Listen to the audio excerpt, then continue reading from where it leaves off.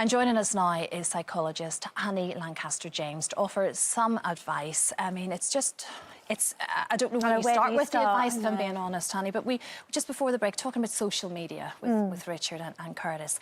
Where do you stand on that now? You must see that coming into discussions with you more than ever before, because it definitely has an effect on our mental health. Absolutely, 100%. And I think social media, like anything, you can use it for good. You know, there are useful ways to use it. So, for example, you could follow accounts that give you helpful advice and tips and support, but the problem is there's this dark side, and it's still relatively unregulated. I think anonymity online actually is not a good thing, because it means that people do things that they don't think they're going to be accountable. You can hide, exactly. Yeah, absolutely. So it can be a dangerous place. And I mean, I think the other thing is that there's often this perception that, oh, you get a negative message online, you should just ignore it. But you can't do that, because your brain actually focuses in. It might be just 1% of the comments that you've had are negative, and your brain focuses on that because we are social beings, and we're trained, our brains want us to look out for signs of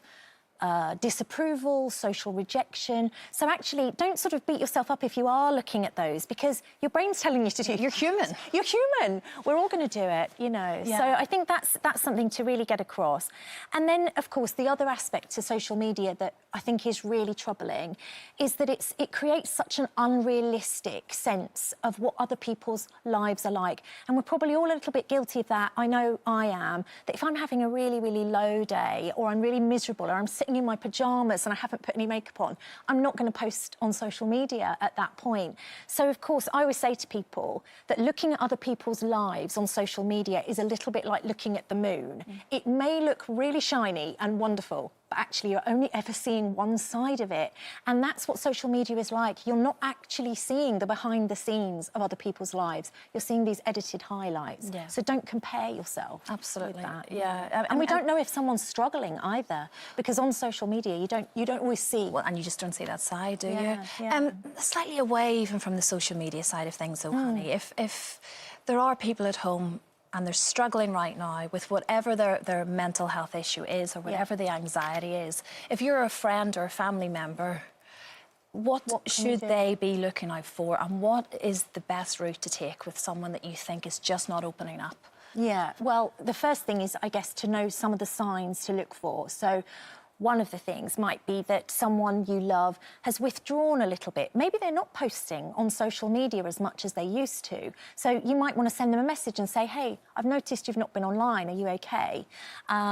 People who withdraw from things that they're normally interested in, that can often be one of the early warning signs for a deterioration in mental health. So maybe you go to a yoga class with someone and you haven't seen them for a while. Maybe send them a message and say, are you okay? Is everything all right? Then there are other things like changes in someone's usual behaviour. So if someone suddenly starts sleeping more than usual, not getting out of bed, or maybe they've gone off their food, or they don't have an appetite. These are all the kind of signs to look out for. And I think one of the other things is that often there's an element of kind of being indecisive and struggling to actually go to things. So you might find friends let you down at the last minute, or they say they're going to meet you and then they come up with an excuse as to why they're not going to be there. Instead of getting kind of cross, which of course is a natural response, just try to think, could that actually be a sign that something's not right? Yeah. And could I ask them about it? Also, I think if you are in that sort of dark place within your own mind, and you are able to open up, or you pick the phone up to someone, that already is a major step to recovery. Yes, so then my worry is for those who feel like they can't even pick the phone up. And it was one of Caroline's posts that on Mental Health Day, when she said to be a burden was one of her worst things in life. It was their biggest fear. And I guess that's what people feel sometimes. Oh, I don't want to burden my family with that, or my friends have enough on their plate. So you end up keeping it in. At times in my life. Yeah, but it's that sort of a setup that worries me more, if you feel like you just can't speak up. Yes, and actually you're right to be worried about that, because one of the problems is when someone's mental health has deteriorated so much, they often do feel like a burden, even when they're not, and they find it difficult to tell people that they're actually close to. But one of the things we always say is that try maybe reaching out to one of the many helplines that there are. There are some brilliant ones like Samaritans, Mind, some fantastic charities where these people are trained to hear what you've got to say. And so don't worry that you're going to maybe say something that's very unpleasant for them to hear.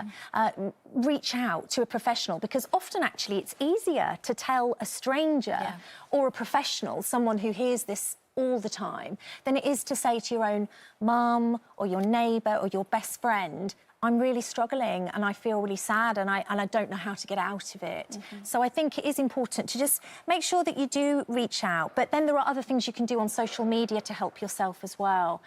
So one of the things I talk about quite a lot is having a bit of a cleanse of your feed. You know, go through and look at the different things that are popping up and ask yourself, how do I feel about me when I have seen that post? And if there's something that someone's sharing that's making you feel low, unfollow, block, you know, and fill your feed with more pleasant things, like cats and dogs and things like that, that put a smile on your face. Makes you happy, exactly. And as Caroline said, and the rest of us are saying as well, be kind. Or indeed, if you can't be kind, be quiet. And maybe that's just what we need to say. Sometimes if you can't say something nice, say nothing at all. But be kind to others and yourself. Be kind, absolutely, and take time for yourself. Thank you very much, Honey, this morning. I know it's not an easy conversation for anyone. And if you have been affected by any of the issues that we've raised so far this morning, we've lots of information and advice, as well as some helplines on our website.